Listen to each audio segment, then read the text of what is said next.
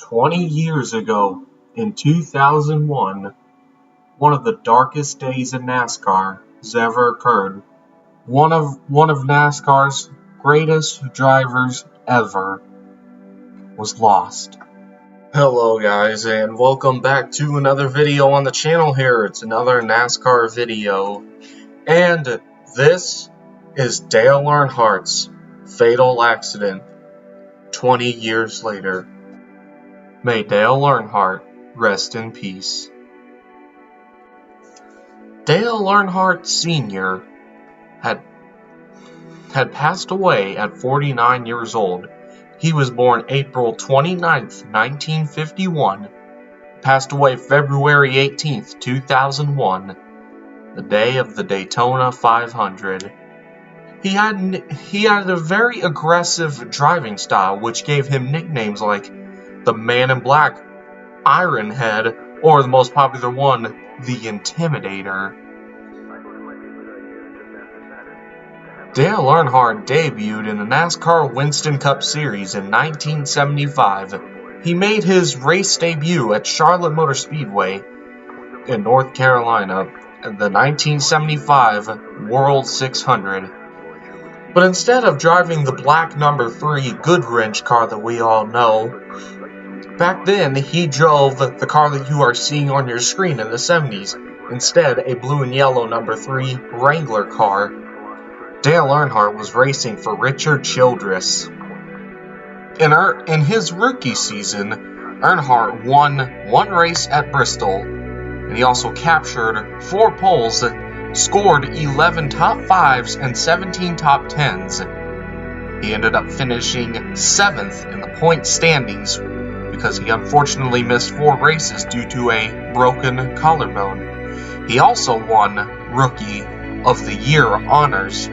He was the 3rd driver in NASCAR history to win both the Rookie of the Year and Winston Cup Series championship, following David Pearson and Richard Petty. 9 drivers have also done this too.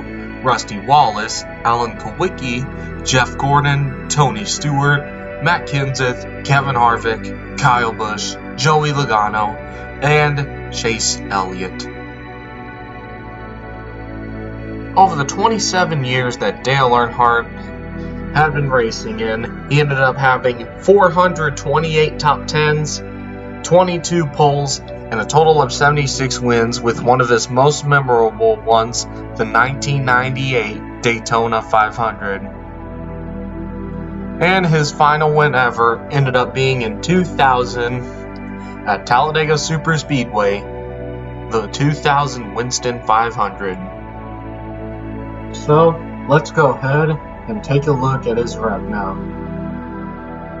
And so, the 2001 Daytona 500, the 43rd race, and it all started normal. Little did we all know that this would be Dale Earnhardt's final NASCAR race. Without Dale Earnhardt's fatal accident happening, the 2001 Daytona 500 could have easily been one of the greatest Daytona 500s ever, maybe even the greatest of all.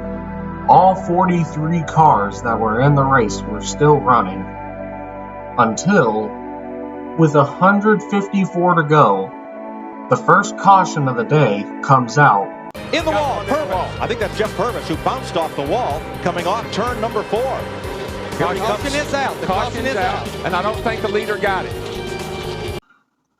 Half of the race was over then, and nearly the entire field had taken a pit stop led by the Burton brothers. And then with just 28 laps to go, the first big one happens. Tony Stewart flips and barrel rolls as he got the worst of it. About 18 cars were involved in this crash. That began when Tony Stewart got turned sideways against the backstretch wall number 20. Jason Leffler all torn up. The defending Cup champion Labonte. Stewart, there's fire underneath the hood of Bobby Labonte's car. Stewart was the first car sideways. Here's the why. Here's the 4 got into the back of Ward Burton, I believe. And And then Burton's 22 got into Stewart. And everybody scrambles. That car is taking a whale of a ride, that 20 car is. It's getting hit, it's upside down, it's hit on its roof, it's on fire. And Tony Stewart goes for one of the wildest rides in recent memory at Daytona. Well, it looks like the Richard Petty crash here. Like the Richard crash on turn 4 down here, standing on. Look, he's got Bobby Labonte's hood. It was hooked to the back of his car as he was in midair.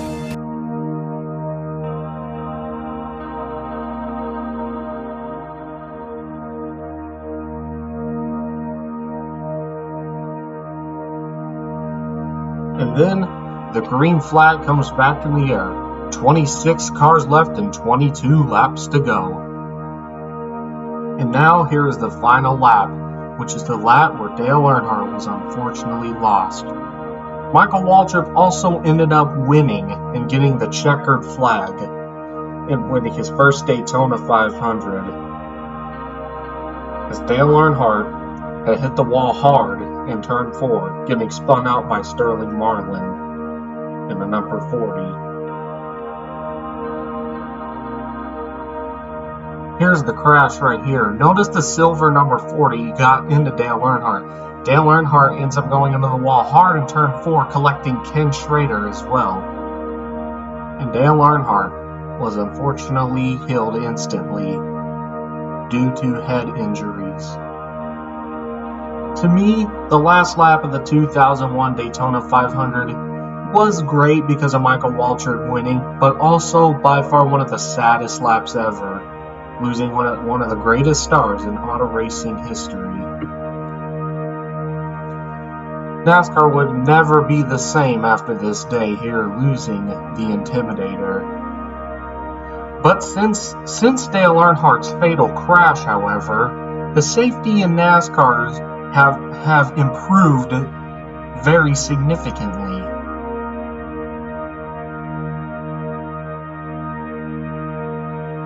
With today's NASCAR Generation 6, the safety is very far advanced. And ever since Dale Earnhardt's wreck, there has been no fatal crashes at all in this sport.